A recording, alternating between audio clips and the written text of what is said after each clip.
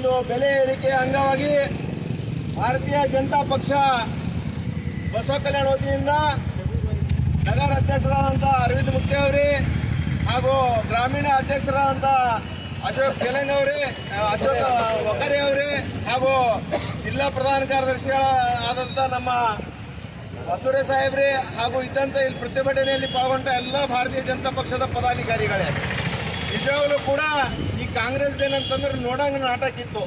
ಬಹಳಷ್ಟು ಗ್ಯಾರಂಟಿಗಳೇನಂತಂದ್ರೆ ಇವತ್ತು ಯೋಜನೆಗಳಿಗೆ ಅವ್ರು ಕೊಟ್ಟಿದ್ದಾರ. ಚುನಾವಣೆ ಆದ ತಕ್ಷಣ ಗ್ಯಾರಂಟಿಗಳು ಗೈಪಾಗಿದ್ದಾವೆ. ತಮಗೆಲ್ಲ ಗೊತ್ತಿದ್ದಾನೋ ಇಲ್ಲೋ ಏನ, ಯಾವುದೇ ಅಕ್ಕಿಗೆ ಏನಂತಂದ್ರೆ ದುಡ್ಡು ಬರ್ತಾ ಇಲ್ಲ. 2000 ಏನಂತಂದ್ರೆ ಗೃಹ ಜ್ಯೋತಿ ಬರ್ತಾ ಇಲ್ಲ.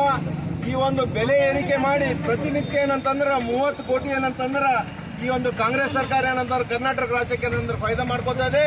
ಜನರಿಗೆ ಏನಂತಂದ್ರೆ ಈ ಸಿದ್ದರಾಮಯ್ಯ ಸರ್ಕಾರ ಎಲ್ಲ ಒಂದು ಬಡ ಜನರಿಗೆ, OBC ಜನರಿಗೆ ಏನಂತಂದ್ರೆ ದಾರಿ ದಿಕ್ಕೇನಂತಂದ್ರೆ ತಪ್ಪಿಸ್ತಾ ಅಂತ ಕೆಲಸ ಮಾಡ್ತಾ ಇದ್ದಾರೆ.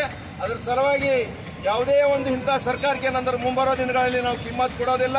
ನೀವು ಒಂದು ವೇಳೆ ಡೀಸೆಲ್, ಪೆಟ್ರೋಲ್ ಮತ್ತು ಹಾಲಿನ ಬೆಲೆ ಏನಂತಂದ್ರೆ ನೀವು ಇಳಿಸೋದಿದ್ದೀರಾ, ನಾವೇನಂದ್ರೆ ಇದೇ ಥರ ಪ್ರತಿಭಟನೆ ಮತ್ತು ಪ್ರತಿಯೊಂದು ಊರಿಗೆ ಏನಂತಂದ್ರೆ ನಾವು ಪ್ರತಿಭಟನೆ ಮಾಡ್ತೀವಿ. ಈ ಪ್ರತಿಭಟನೆ ಅಂತಂದ್ರೆ ನಿಲ್ಲಕ್ಕೆ ಸಾಧ್ಯ ಇಲ್ಲ. ನೀವೆಲ್ಲ ಏನಂತಂದ್ರೆ ಓಟಿನ ಸಲುವಾಗಿ ಈ ಒಂದು ಏನಂತಂದ್ರೆ ಷಡ್ಯಂತ್ರ ತಾವು ನಡೆಸಿದ್ರಿ. ನಿಮ್ಮಂಥ ಸರ್ಕಾರ ಏನಂತಂದ್ರೆ ನಾವು ಖಂಡಿಸ್ತೀವಿ. ಇಂಥ ಸರ್ಕಾರ ಏನಂತಂದ್ರೆ ರಾಜ್ಯಕ್ಕೆ ಇರಬಾರ್ದಂತ ನಾವು ಕೇಳ್ತೀವಿ. ಯಾಕಂದ್ರೆ ದಿನ ಎದ್ದು ಮಧ್ಯಂತರ ಪ್ರಿಯರಿಗೆ ಏನಂತಂದ್ರೆ 1 ಕ್ವಾರ್ಟರಿಂದ 100 ರೂಪಾಯಿ ಏನಂತಂದ್ರೆ ಬೆಲೆ ಏರಿಸಿದ್ದಾರೆ. ಇದೇ ಪಕ್ಕ ರಾಜ್ಯದಲ್ಲಿ ತಾವು ಹೋಗ್ರಿ 100 ರೂಪಾಯಿ ಏನಂತಂದ್ರೆ ಕಮ್ಮಿ ಇದೆ. ಅಲ್ಲಿ BJP ಗೌರ್ಮೆಂಟ್ ಇದೆ. ಈ ಒಂದು ಪಕ್ಕದಲ್ಲಿ ಹೋಗ್ರಿ ನೀವು ಏನಂತಂದ್ರೆ ತೆಲಂಗಾಣ ಇದೆ. ಆ ತೆಲಂಗಾಣದಲ್ಲಿ ಕೂಡ ಏನಂತಂದ್ರೆ ರೇಟ್ ಹೆಚ್ಚಿಗಿದೆ.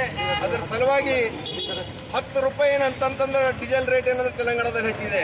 ಇಂಥ ಒಂದು ಹೆಚ್ಚಿದೆ 10 ರೂಪಾಯಿ ಏನಂತ ಹೆಚ್ಚಿದೆ.